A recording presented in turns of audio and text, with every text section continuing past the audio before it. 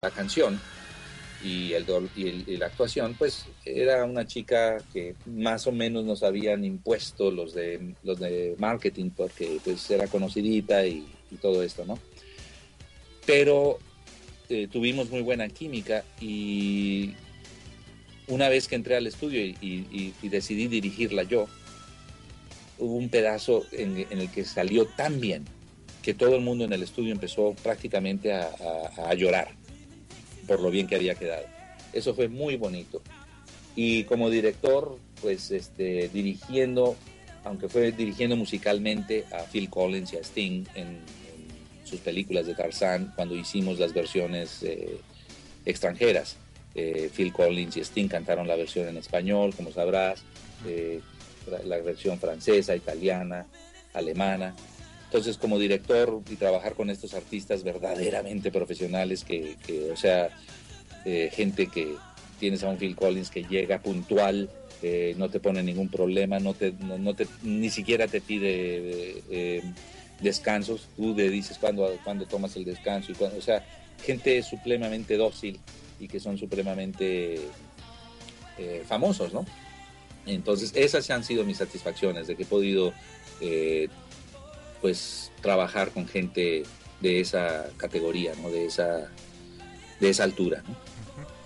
Javier, ya nos habías platicado hace un instante tu, tu paso por Disney, pero ¿cómo llega Javier Pontón a ser parte de esta gran empresa?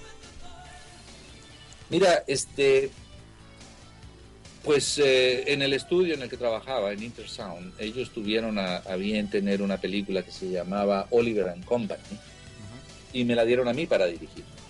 Eh, Disney, obviamente, en aquel entonces todas las películas tenían canciones, entonces ellos querían un actor un director que no nada más hiciese doblaje, sino que también pudiese dirigir las canciones.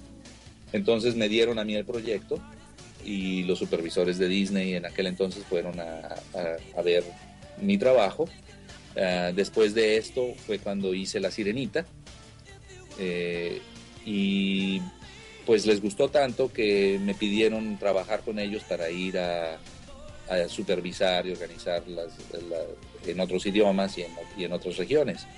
Entonces, pues obviamente Disney no toca tu puerta todos los días, pues acepté, ¿no? Ujú. Sí. Y en sí, ¿cuáles fueron tus funciones en el tiempo que permaneciste dentro de la empresa? Mis funciones fueron inicialmente supervisar y organizar el doblaje internacional. Empecé con Latinoamérica a encontrar, eh, a encontrar estudios, a, a tener una consistencia en el casting.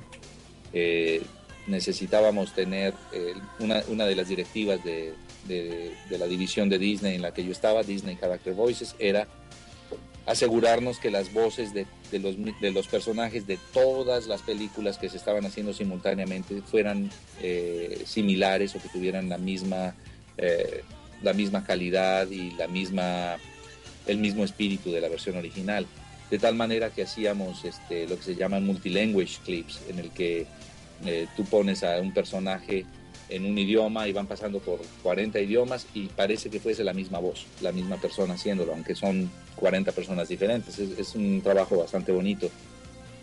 Y ayudarle a la organización a mejorar las condiciones de doblaje en ciertos países, implementar nuevas tecnologías para hacer mejor el trabajo, eh, contratar gente local que nos ayude a llevar esto, supervisores locales trabajando directamente para Disney. Y pues fue unas funciones un poquito más ejecutivas, aunque tuve oportunidades, como te expliqué, de trabajar artísticamente en muchas cosas. Ujú. eh, Fue un trabajo bastante más administrativo, ¿no? ¿Y cómo calificas tu paso por Disney? Fue extremadamente instructivo, increíble, porque me dio la visión que me faltaba dentro del negocio del doblaje. Yo ya sabía, yo ya había hecho traducciones, yo ya había estado frente al micrófono, yo ya había dirigido, nunca había sido cliente, nunca había yo visto la perspectiva del cliente, cómo es que el cliente requiere sus cosas. Aprendí muchísimo, fue sensacional, me dio muchísima estructura y y ahora pues veo el doblaje de una manera más general, mucho más profunda, y me parece que sigue siendo una profesión bastante interesante, bastante bonita, con una responsabilidad bastante grande. Si te pones a pensar, lo que tú dices en el micrófono va a ser escuchado por millones de personas. Y hay mucha gente que no se da cuenta de eso, ¿no? Entonces hay que decirlo bien, ¿no? Porque gente como tú creció escuchándonos. Entonces imagínate si pudimos haber hecho una buena o mala influencia, ¿no? Sí, exacto. Es bastante interesante. Bueno, Javier, dentro de todas las películas que tenemos a la mano y que nos brinda Estados Unidos, una que a muchos nos fascina es Volver al Futuro. ¿Cómo llega el proyecto de Volver al Futuro a manos de Javier Pontón? Pues mira, es increíble, ¿no? Porque de todas las películas que he dirigido, esta es una de las que menos me acuerdo. Eh, fue muy o sea, la película me gusta. Eh, todo comenzó porque fue en el estudio en el que estábamos, en Intersound, aquí en Los Ángeles. Y llegaron las 3 películas para hacerse. Y yo había dirigido una serie con Michael J. Fox que se llamaba Family Ties. Uh-huh. Entonces les pareció que como yo conocía muy bien al personaje, incluso yo doblaba a Michael J. Fox en el entonces, uh-huh. Pero el cliente decidió cambiarla, hacer pruebas de voces, y entonces eligieron a otra persona, a Carlos Stevenson Jr. para hacer la versión, para hacer a Michael J. Fox, que también es muy buena elección, el muchacho hace muy buen trabajo también. Entonces, pero así fue como llegó, fue básicamente, pues, para nosotros fue día a día, llegaron muchas películas, te digo, o sea, me preguntas por Volver al Futuro, pero hubo muchísimas, ¿no? Sí. Y en sí, ¿cuál es tu opinión personal sobre Volver al Futuro? Mi opinión personal, es una película muy divertida, con muy buena producción, y nos gustaba mucho pensar de que algún día la gente podría, realmente el futuro podría ser así. O sea, como película es interesantísimo el concepto, ¿no? Uh-huh. Nos gustó mucho, fue muy divertida trabajar. Yo me acuerdo que nos reíamos muchísimo yo me reí muchísimo en la dirección. Había un actor que estaba haciendo a Christopher Lloyd, Elgar Pedrini. Uh-huh.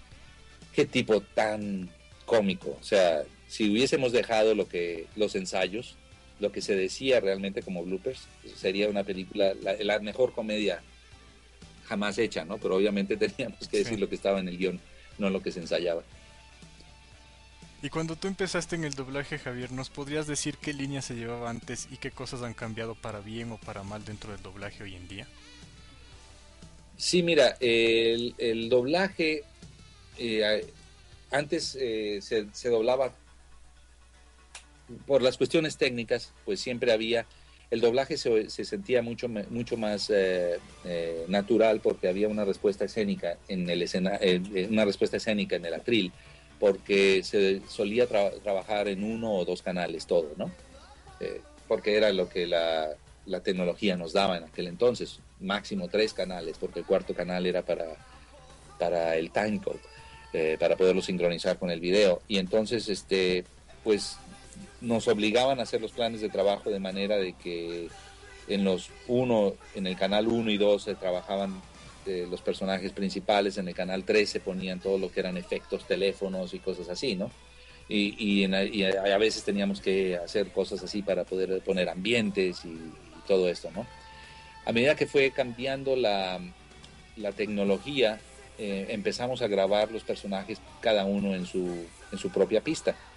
Ya habían 24 canales, luego 48 canales, y luego entró los sistemas Pro Tools y todo esto, en el que ya puedes tú tener la cantidad de canales como cantidad de personajes tengas. Entonces, el doblaje cambió. El doblaje pasó de ser una cooperación colectiva a ser una cuestión de que pues el actor viene a hacer su papel de toda la película. Un estelar la puede hacer prácticamente en 3 horas, y cada quien viene a hacer su papelito y se va. Ya no hay esa camaradería con los otros actores, de estar en el atril con ellos y sintiendo lo que están diciendo ellos y responder a ellos. Esto ya se puso un poquito más rígido y ahora hay que estar escuchando en los headphones, en los audífonos, hay que estar escuchando a la otra persona si es que necesitas, pues más o menos seguir lo que el otro actor dijo. Y ahora sí, mucho más el director tiene que poner mucho más atención en cómo se está oyendo. Entonces ahora incluso el director, que antes siempre estaba dentro de la sala con los actores, ahora el director está en la sala de control, porque es la única oportunidad que tienes de escuchar las voces al mismo nivel, a la voz que se está grabando y la voz que está ya grabada por las mismas bocinas. Entonces el director tiene que estar ahí atrás para poder escuchar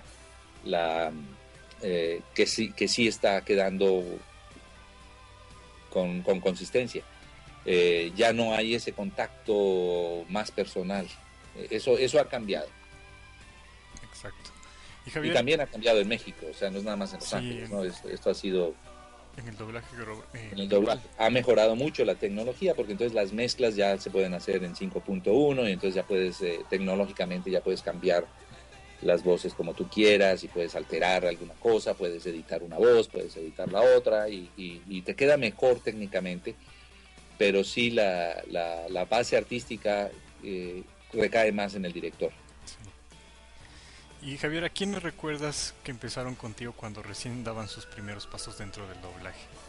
Wow, hay mucha gente, no acabaríamos en una hora mencionándolos a todos, pero a ver, déjame pensar por algunos nombres, no quiero ofender si omito a alguien, pero cuando empecé, obviamente me acuerdo de mi hermano Carlos, su esposa Edith Díaz, que en paz descanse, Juan Cuadra, Roberto Alexander, Edgar Wald, Isidro Lace, wow, un montón de gente. ¿Y cuáles son tus mejores amigos que te ha dado el mundo del doblaje? Tus mejores amigos. Pues muchos han sido mis muy buenos amigos, pero paso de decir nombres, pero ¿qué te puedo decir? Incluso estuve casado con una compañera actriz, entonces, pero no, así mejores actores, mejores amigos, pues no, paso de dar nombres. Perfecto. Bueno, Javier, agradeciéndote tu cordialidad y tu preferencia para nuestro programa, te tenemos una sorpresa. ¿Qué te parece? Ah, sí. Ok. ¿Qué te parece? Tenemos un audio sorpresa para ti, si nos permites vamos, lo escuchamos y luego a ver qué nos platicas. ¿Qué dices? Ok. Perfecto, vamos con él y a ver luego qué nos platica Javier Pontón.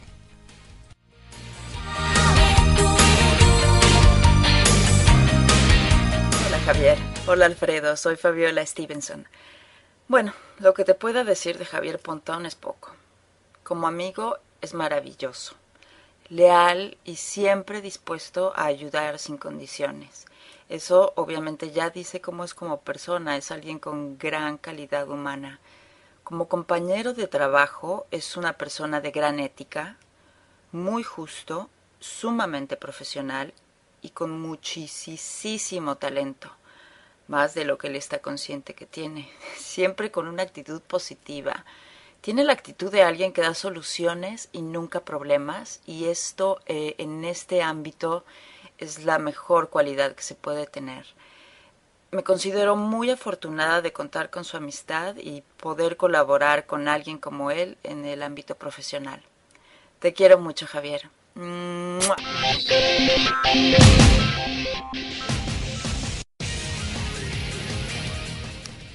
Y bien, Javier. ¡Wow! No me lo esperaba, Fabiolita tan linda. No me lo esperaba. Gracias, Fabiola. Gracias por esas palabras y que pues, bueno, me hacen pensar que pues debo seguir, tengo la responsabilidad de seguir siendo, o por lo menos tratar de seguir siéndolo como me describió ella. ¡Wow! Sí, precioso. Muchas gracias, Alfredo. Esto no me lo esperaba. Pero, Javier, ¿quién es dentro de tu vida personal y profesional Fabiola Stevenson? Es una gran amiga. Tú me habías mandado algunas preguntas para esto y me preguntabas que con quién había yo tenido más